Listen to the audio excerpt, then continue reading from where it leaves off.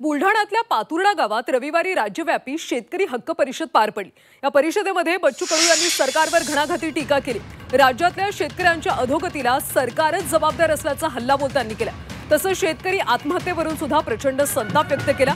अरे आत्महत्या करण्यापेक्षा एखाद्या आमदाराला संपवा असा सल्लाच बच्चू कडूंनी शेतकऱ्यांना दिला। तर शेतकरी प्रश्नावर कुणीही राजकारण करू नये, सर्वांनी शेतकऱ्यांसाठी काम केलं पाहिजे असा सल्ला कृषी मंत्री दत्ता भरणेंनी दिला।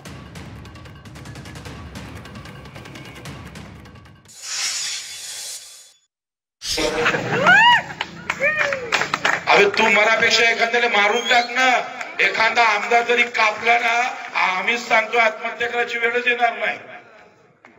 पण हे जातो मरतोय, जाऊन बसलं जरी का नाही, आत्महत्या केल्यापेक्षा त्या आमदाराच्या घरासमोर पूर्ण कपडे काढून बसायचे, कपडेच ठेवायचे नाही आणि सहाच्या घराच्या समोरून जाऊन मुताचं।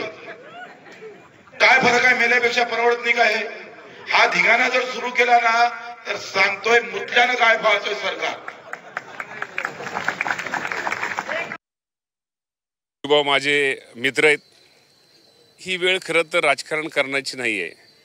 ही वेळ आज खरंच सांगतो की ग्रामीण भागामध्ये आपण पण सगळेजण मीडियाचे प्रतिनिधी आहात, पत्रकार आहात आणि आपण जर एखाद्या त्या जे नुकसान झालं त्या क्षेत्रात तिथं जर आपण त्यांना भेट द्यायला गेली, आपल्यासुद्धा डोळ्यातनं पाणी येतंय आणि शेतकरी अडचणीत असल्यामुळं निश्चित प्रकारे मला सगळ्यांना एक विनंती करायची, यामध्ये कुणीच राजकारण न करता आपल्या शेतकऱ्यांना कशी जास्तीत जास्त मदत होईल आणि शेतकऱ्याचं अश्रू कसं पुसलं जाईल, शेतकरी कसा परत उभा राहील, यासाठी आपण सगळ्यांनी प्रयत्न केला गेला पाहिजे।